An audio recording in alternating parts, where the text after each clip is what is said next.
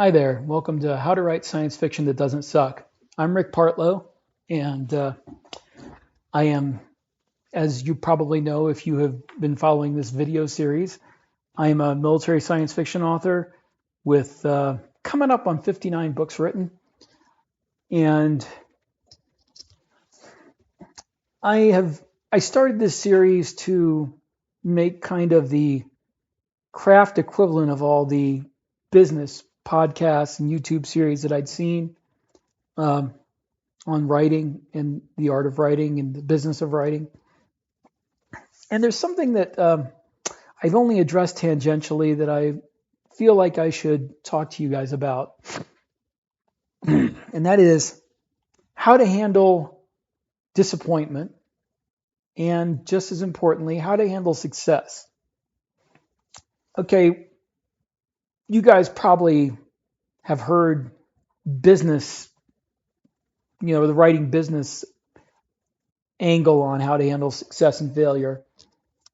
But I want to go with a more meta approach, not just how it should affect you being financially successful or not as financially successful as you'd like, but also artistically how that should affect you. I will generally touch on the business end of things a little bit here, but that is not my main thrust here. So I'm sure most of you, if you've been writing it for any time at all, have experienced disappointment in your writing, what you might consider failure. But a lot of you will not have yet experienced success, and that can be just as damaging if you don't handle it the right way. Now, if you experience disappointment in that, for instance, if you're trying to be traditionally published, you don't get a offer from a publisher, if you can't find an agent who will take you, if you can't get past the slush piles in those traditional publishers who accept unagented and unsolicited manuscripts, then you know the disappointment angle. If you have self-published and your first book or your first series hasn't done well, you know the disappointment. But I want to talk to you about how to respond to it, because I responded the wrong way. I started out trying to be traditionally published, as you may know if you've listened to these videos, and I got an agent, and that was success in a way, and probably didn't handle that correctly either, because I made an assumption that getting an agent was the hard part, which is what I've been told, and that meant I was going to get a publishing contract. So I built myself up, I jacked myself up. I was going to be a writer. I was going to be in bookstores, and it didn't happen. And I took that disappointment really, really hard. I had been rejected. I'd had short stories rejected by multiple people, multiple short stories rejected by multiple magazines. I'd only had a couple accepted, and those were small publications. But the fact that I got an agent, and the fact that I felt like novels were my preferred format, I guess. I wanted to say medium, but it's all the medium of writing. It's the format of a longer manuscript. I felt like that's how I could best express my creativity. So when I did not get published, I crashed down into despair as far as my writing went. I may have mentioned I did not finish a book for 11 years after that. 11 or 12 years. I started several, but as I mentioned in my last video about the mushy middle, it's hard to get past that mushy middle. Particularly, I was not an outliner at the time. And it's especially hard to get past that mushy middle if you have no hope, expectation of success. So when I had already had an agent and hadn't been published and had no expectation of ever getting an agent again or finding a way to get published given that situation, I gave up. I wrote for fun, but the mushy middle often isn't fun. The mushy middle is the hard part. It's work. So I stopped at 20,000, 30,000 words. I think once I had 40,000 words, and I stopped because I got to the hard part and I had no motivation to go further. So that was my mistake in not handling disappointment correctly. Then in 2011, when I published my first two books, which were Duty, Honor, Planet, and Birthright, I had success. Modest success, but success nonetheless. I sold 30,000 copies of those two books in about the first 3 months. They were both 99 cents each, so I only made like $10,000, but $10,000 seemed like a lot for something that I had not made any money at before then and was basically become just a hobby. So that was success, and I handled that wrong as well.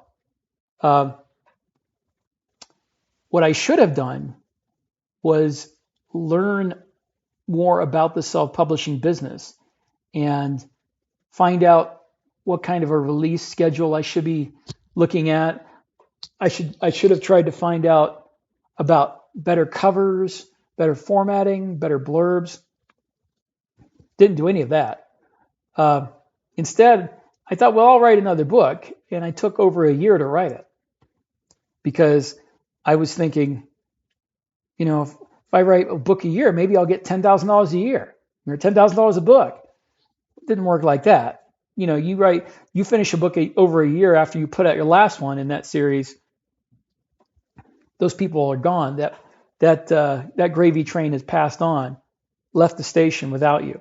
So I handled that success incorrectly. And later, when I did hit big with Glory Boy, after I'd finished the Birthright novels and had them as a collection, I again got way pumped up. I'm like, wow, I made this much money in a month. Well, that means I'm going to make that much money every month, and I'm going to make that much money every year. I think I've said I made $28,000 in a month the first month after Birthright was released. And I was thinking, because that was January, and I was thinking, gosh, if I make let's see, what's 12 times 28,000? I'll be making $336,000 this year. Well, that didn't happen, obviously, because it was a new release. I didn't know the business. I wasn't handling success correctly again. I was getting my hopes pumped way up without knowing what the heck I was doing. I had no marketing. I did no marketing on Glory. I did no marketing, period, until well after Glory Boys released. So the one thing I did do right was I wrote faster and I wrote more, and I wrote the same subgenre, I guess. I mean, it wasn't the same characters. It was the same universe. So I did that right, but I did not learn about the business, which I should have. I did not learn the correct lesson when it came to writing a series, which the correct thing to do, just so you know, business-wise, would have been to keep writing in the Birthright series. Keep using the same characters that had made me lots of money. Write more books with those same characters. But again, I was still in the trad mindset. Even though I had figured out I need to write faster, I need to write more books, I had not figured out I need to write longer series. That was my big mistake. Business-wise, I needed to write longer series. But like I said, I again did not handle success correctly. And I wrote a bunch more novels that year, and I made a good amount of money. I made six figures that year. I did not make $300,000. No, I did not. But I did make six figures. And I figured, my career was set. And then the next year, I wrote even more books. I think I wrote 9 the next year, 2018. And I thought I was going to do great. And I made half of what I made the year before. Now, I had started midway through the year, I had started researching marketing. I was trying to do marketing better. I was trying to do the business end of things better. And yet I made half what I made the year before. So 2019 rolls around. And I wrote, again, 9 books in 2019, I think it was. And I made a quarter, again, less than I had made the year before. So I made 75% less than I made in 2017 in 2019. And I was doing more I was spending more on marketing. I was spending a lot more time marketing on the business end of things. Nothing worked. I did do one thing right. I signed with Aethon. So when 2020 came around, things picked up again because I had somebody else to do the marketing. But the mistakes I made and the mistakes you might make, if you are successful, don't try to be too tricky. Don't think like I did. I'm going to copy somebody else's path to success. As I saw a couple other people were writing these long series with a ragtag crew on a spaceship, plucky underdogs, kind of smuggler, outlaw types. And I'll write that. I'll catch that train. No, I didn't. What I should have done was continue what had made me successful, which was write the same characters, longer series, shorter time between books. That's what I should have done. Looking back, it's pretty obvious. I didn't do it. Okay, so that's handling success wrong. And then I handled disappointment wrong because I was ready after 2019 to stop writing for a living. I had images, well, if I made half the one year and then I made a quarter less, next year I'd probably make like $20,000. And what's the point? Because if I was making, I made like $45,000 that year. So if I was making that every year, that seems like a fair amount of money, but I was putting so many hours in. If you broke it down by the hour, I was making, $4 an hour. It was not a lot of money for the effort I put into it.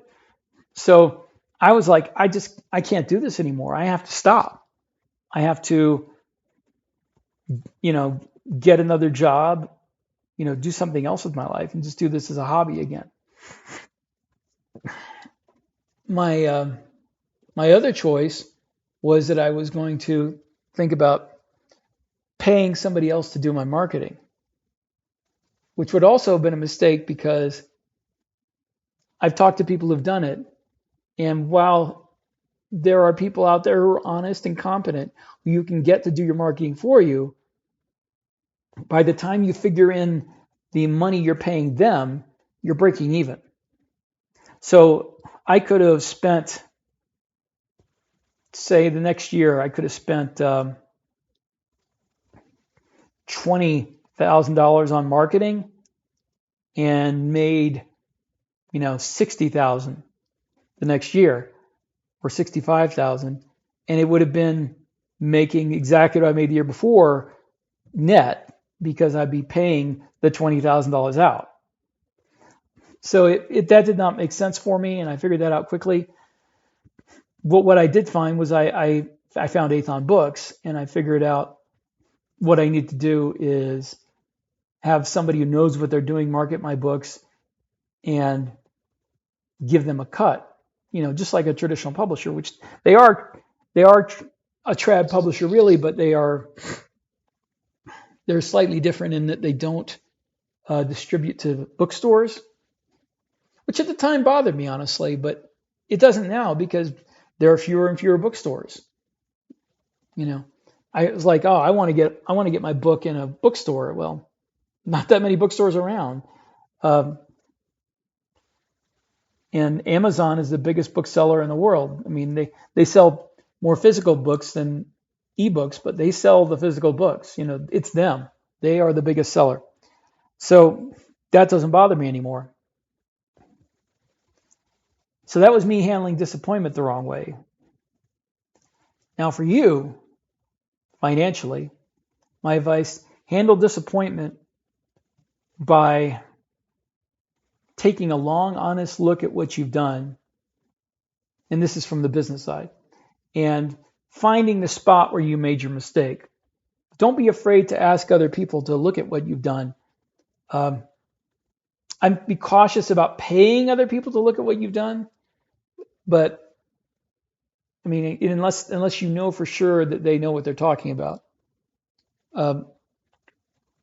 But feel free to ask them. Get to be friends with successful people.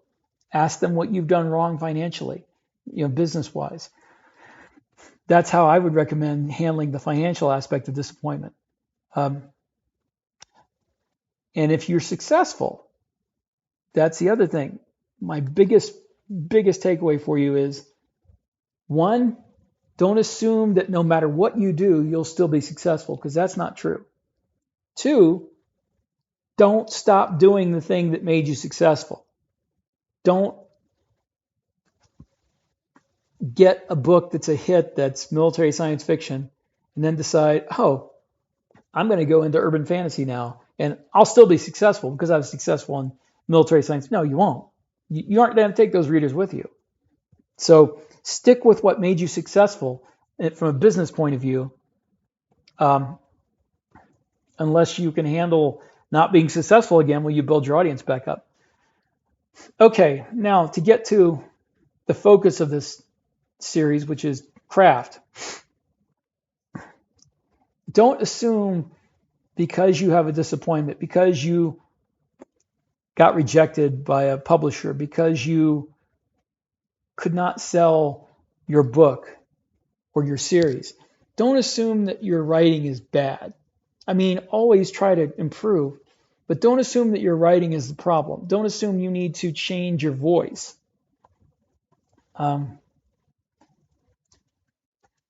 It may be that your writing needs to improve. And as I said, you should always be striving to do that. But that isn't always the case. It may be that you just don't know what you're doing when it comes to marketing, that you don't know what you're doing when it comes to pitching your ideas to other people. Because pitching an idea is totally different art form from writing a book. Pitch an idea, you need to be able to sum up the catchiest part of that book in a less than a page. You really need to be able to sum it up in a couple sentences. And that's really, really hard. I am at the point in my career after doing this for 11 years professionally where I can write book descriptions, which are still longer than the pitch you'd have to use. And it was really hard to get to that point. It's not easy. Book descriptions are incredibly hard. Pitches are even harder. So that's something that you will have to study how to do. There's a lot of YouTube videos. There's a lot of podcasts. There's a lot of web pages. There's books where you can learn how to write pitches. And if you want to be traditionally published, you need to do that. It's an art form, and it's a different art form than the one that you're engaging in. So if you want to be traditionally published, you need to figure out how to pitch agents and publishers in a way that will hook them. Okay. And if you are self-published, if you're putting books out there self-published wise, and you have you've gotten feedback on your writing and the writing's not the problem, or you have a good idea the writing's not the problem, then you need to study up on marketing. And that's not what this is about. But what I'm saying is, don't automatically assume you're a bad writer just because you haven't been able to sell. You need to study up on the things that sell books, which is the business end. But on the other side of that, don't change your voice just because you had a failure, just because you had a disappointment. It may, like I said, it may be you're not where you need to be yet when it comes to the craft. I mean, I'm sure that's why you're listening to this, to improve in your craft. And it's always a good idea to keep doing that. But don't give up on yourself as a writer because you had a failure or a disappointment. Now, on the other side of that, the craft angle of handling success, it's even trickier, because if you have success, and I have been there too, if you have success, you think people like exactly the way I'm writing now, and I can never get any better than this. I can't change anything, or I'm going to spoil it.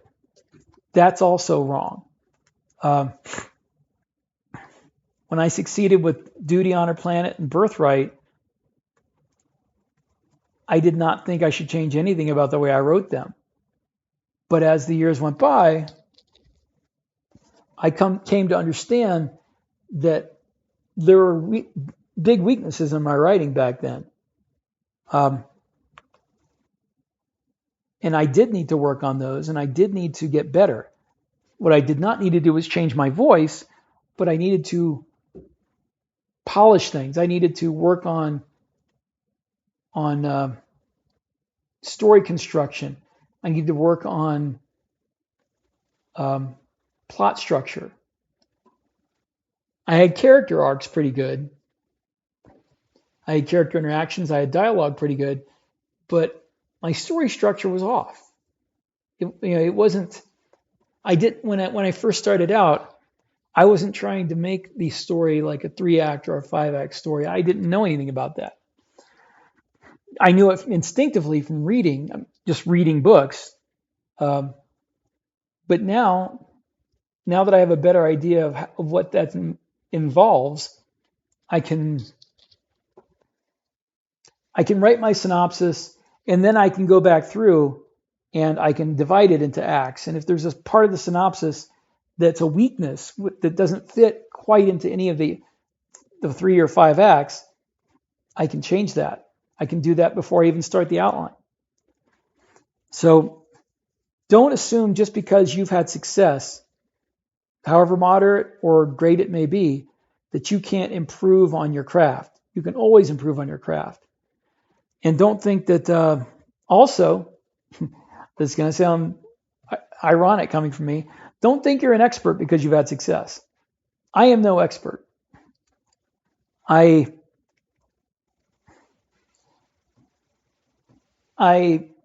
know I have a lot of experience about it. That's what I can say for myself, that I have experience, but I am not the one that's going to come out there and say something and nobody should ever doubt it. I'm not, David Weber. I'm not John Ringo. Not David Drake. But, I feel like I have, as I said in the beginning of all this, I have enough experience to say how to write science fiction that doesn't suck. And that's about all the authority that I'm going to give myself. So you do the same thing. If you get success, if you experience success, don't think you're an authority all of a sudden, because you're not, unless you know exactly how and why you did it. That's one thing that I feel like I do have the benefit of, that I've been successful and disappointed so many times that I can handle the ups and downs of that, and some people can't. And that is one other thing that you have to learn in handling success is don't give up your day job. I mean, at some point you can, obviously, but don't feel like one year of success or one big win is enough for you to say, I'm going to be a full-time writer for the rest of my life and I don't need any other source of income. Maybe it's true. Maybe you have hit that point. But I'll tell you what, last year I made a really good amount of money. And and that last year is when we moved here to Wyoming, and my wife semi-retired. She works part-time, like on and off.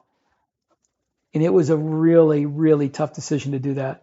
I made six figures for, let's see, I've been professional writer, published writer since 2011.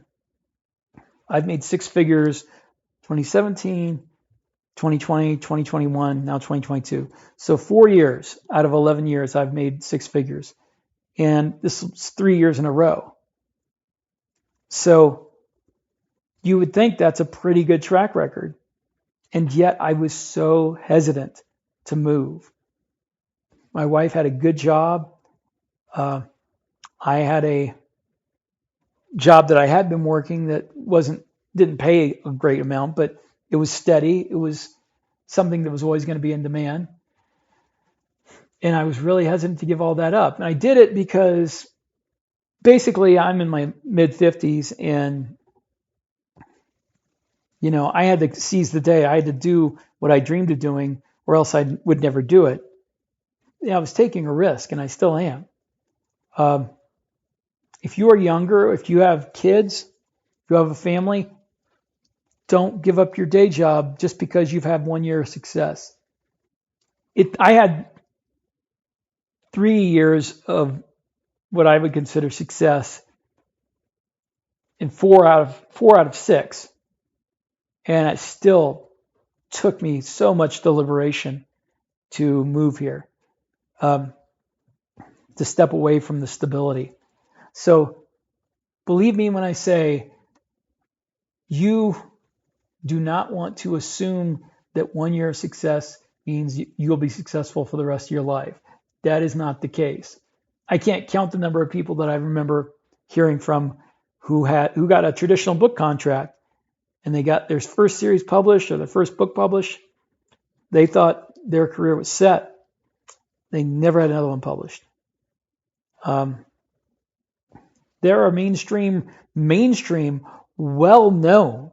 If I said their name, you would know their name. Writers who have had multiple series published, who've had scripts made into TV shows or movies, and now they can't make ends meet. They can't pay their doctor bills. They can't pay their rent. They can't pay their grocery bills, and they have to ask their fans to support them with a Patreon because we're, what's that other one where you donate to people? I can't think of the name of it, but they've had to ask their fans to do that because they can't pay the bills because those series stop selling and they haven't written new ones or their new ones aren't successful or they can't get them traditionally published and they're too old fashioned to do self-publishing. So this happens to big name authors who have had big time success, and it can happen to you too. So do not assume that success is going to last. And as I said, don't assume that just because you've had success means you can't grow. You can always grow, and creatively, this sounds like I'm kind of contradicting myself from the business part because you can always grow, but business-wise, you don't need to change the subgenre you're writing in to grow. You need to make the books appealing to the same people that bought the books when you had success. You just need to write them better. Don't assume you wrote them well enough that everything you wrote is going to be a success. Also, combining creative and business, don't assume that because even if you get to be very successful in the indie space, which includes self-publishing and small publishers. Don't assume that traditional publishers are going to be knocking down your door, because they won't. I have had a lot of success in the indie space. I mean, I'm not bragging when I say this. I'm telling you a statistical truth that I am one of the most successful indie military science fiction writers. And yet, I've heard from one publisher who was interested in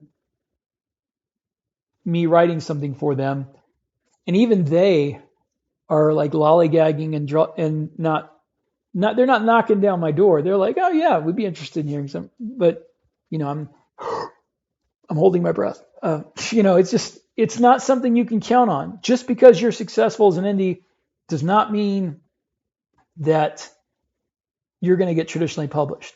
Don't count on that. And that also means, from a creative point of view, they're going to look for something different. Usually they want something different than what will be successful as an indie writer. Trad publishers want a different style of writing. They want a different length. They want a different length of book and series. Almost no trad publisher is going to come to you and say, write a 12-book series. They're going to say, write one book that leaves an open-ended for a series. If it does well, then you can write another one. And you can keep doing that as long as they're all successful.